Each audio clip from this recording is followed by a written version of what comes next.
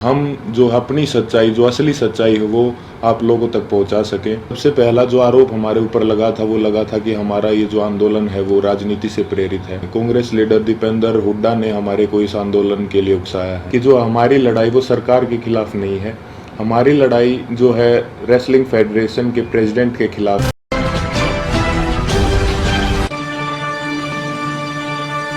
नमस्कार, आप देख रहे हैं वैश्य व्यापार न्यूज चैनल में आपके साथ माधुरी कश्यप। चलिए शुरुआत करते हैं खबरों के साथ। ओलंपिक पदक विजेता साक्षी मलिक और उनके पहलवान पति सत्यव्रत कादियान ने जोर देते हुए कहा कि उनका विरोध राजनीति से प्रेरित नहीं है और उत्पीड़न का सामना करने के बावजूद वे वर्षों तक चुप रहे क्योंकि इससे पहले कुश्ती जगह एकजुट नहीं था। ट्विटर पे पोस्ट वीडियो ने कादियान ने कहा कि उनके विरोध को लेकर झूठी कहानी तैयार की गई है, वे चीजों को साफ करना चाहते हैं। साक्षी, विनेट फोगाट और बजरंग पूनिया सहित देश के शीर्ष पहलवानों ने भारतीय कुश्ती महासंघ के निवर्तमान अध्यक्ष और भारतीय जनता पार्टी के सांसद ब्रजभूषण शरण सिंह पर यौन उत्पीड़न और डराने धमकाने का आरोप लगाया है। कांग्रेस की प्रियंका गांधी, दिल्ली के मुख्यमंत्री अरविंद केजरीवाल, जम्मू कश्मीर के पूर्व राज्यपाल सत्यपाल मलिक सहित विभिन्न राजनीतिक पार्टियों के नेता धरना स्थल पहुंचे थे और पहलवानों का समर्थन किया था, जिन्हें 28 मई को जंतर मंतर से हटा दिया गया। कादियान ने कहा कि उनके प्रदर्शन को लेकर अफवाह फैलाई जा रही है। कादियान ने कहा, मैं आपको स्पष्ट कर दूं कि हमारा विरोध राजनीति से प्रेरित नहीं है। हम जनवरी में जंतर मंतर पर आए थे और पुलिस से इजाजत भारत के 2 नेताओं ने ली थी। उन्होंने इस दौरान साक्षी को प्रदर्शन की स्वीकृति मांगने वाला पत्र दिखाने को कहा।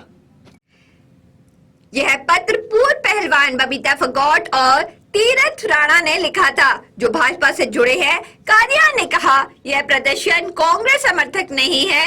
कुश्ती जगत में 90% से अधिक लोग जानते हैं कि पिछले 10 से 12 साल से यह उत्पीड़न और डरावना हो रहा है। कुछ लोगों ने आवाज उठाने की कोशिश की, लेकिन कुश्ती जगत एकजुट नहीं था।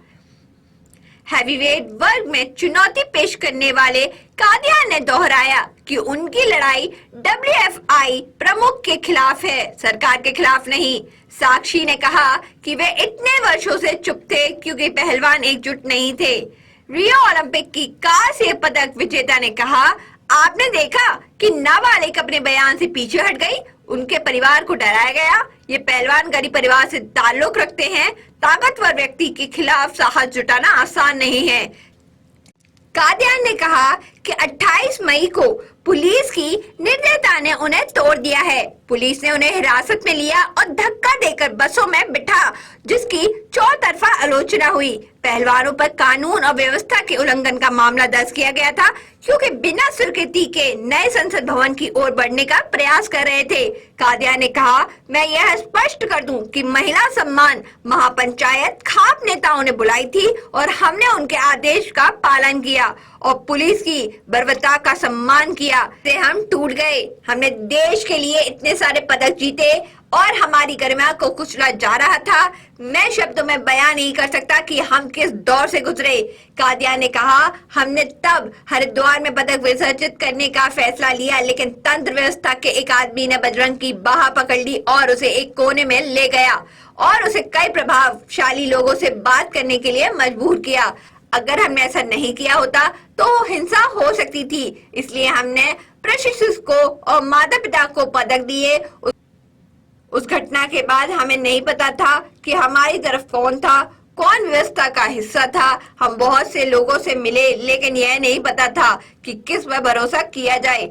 हमें गृह मंत्री से मिलने की सलाह दी गई थी। हमें बताया गया था कि हमें वहां से समाधान मिलेगा, इसलिए हमने अपना दृष्टिकोण रखा। उन्होंने खापों से भी अफवाहों का विश्वास न करने की अपील की, जिनके बारे में उनका मानना है कि वे उनसे नाराज हैं। उन्होंने कहा, अगर हमने कुछ गलत किया है तो हम माफी मांगते हैं।